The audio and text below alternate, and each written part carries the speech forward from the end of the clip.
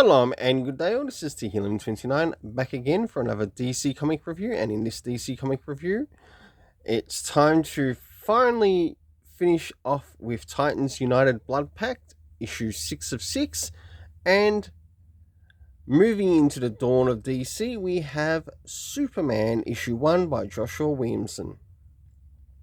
So I'll get things organised for the first one that will be reviewed. And as things begin, we jump into Titans United Bloodpact, issue 6. And first things first, does this cover in any way, shape, or form connect to something that is happening inside with the story? Sure enough, it does, to which I give a 7.5 out of 10. We'll now go to having a look in the internal art, as well as some of the things that are happening story-wise around the beginning, middle, and end.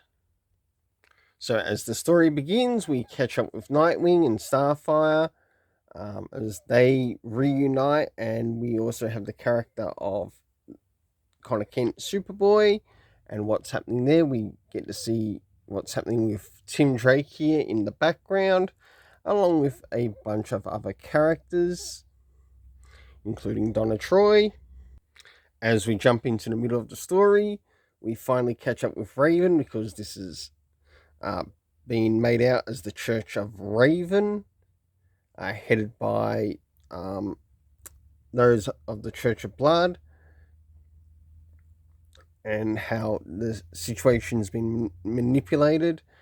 And of course we get the character of Beast Boy here, and of course finally the Titans are completely united and ready to go against the big bad. Moving towards the conclusion of the story, we get to see the characters basically reunite. We have Tim Drake speaking to Jinx, Beast Boy catching up with Donna Troy in regards to what was happening, and of course we finally move towards the end of the story. For the internal art, I really enjoyed this and gave it a 7.5 out of 10. Jumping into the last thing, and that is the area of the story rating. So first things first, did we get any references to any of the previous issues? No, we didn't. Next is the area of time. No, we didn't. Next is location. We never really got a solid location as to where some of these events are taking place. But moving into last but not least, something we did get and was really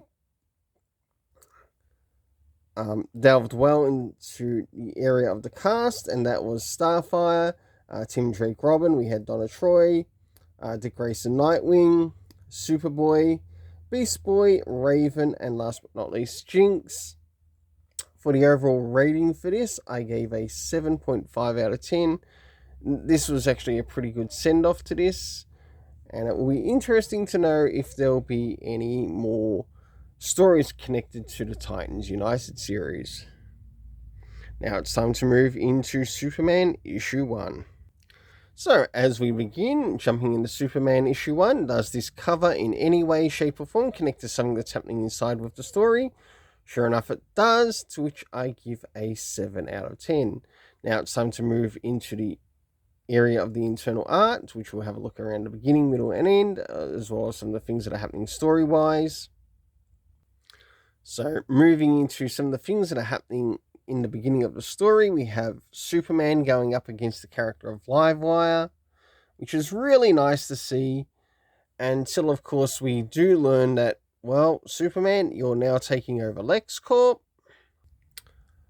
whilst Lois Lane is also in charge of editor-in-chief for the Daily Planet. We get to see Mercy, or the character of Mercy here, and no doubt you could definitely see Lex Luthor see this as sort of like a stage plan to find more weaknesses in relation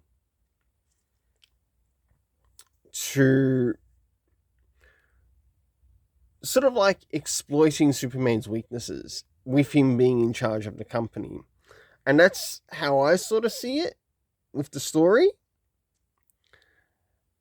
And the thing is, would Superman also make a good businessman? maybe a little bit better business minded than some of the people running DC Comics right now. Who knows?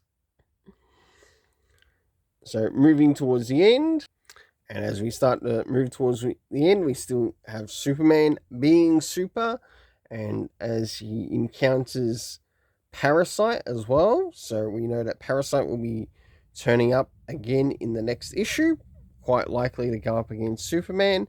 And I wouldn't be surprised that this is also connected to some of the things that Lex Luthor has actually arranged to happen whilst he is in prison.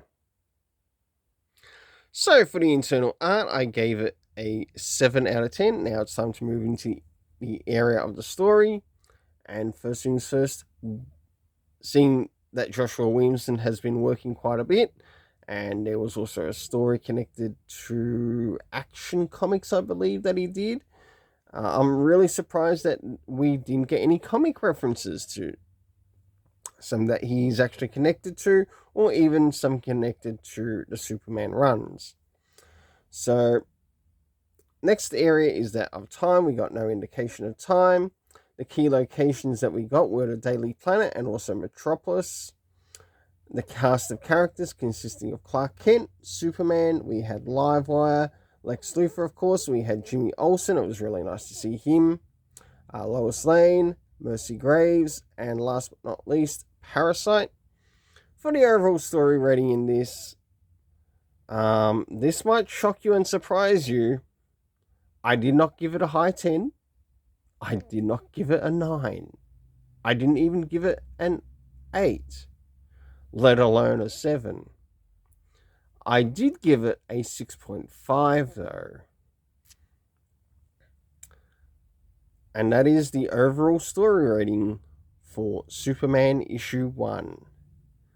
So it might take a little bit for Joshua Williamson to raise that 6.5 to maybe a 7 to a 7.5. Until then, let's keep it colourful and have yourself an awesome day.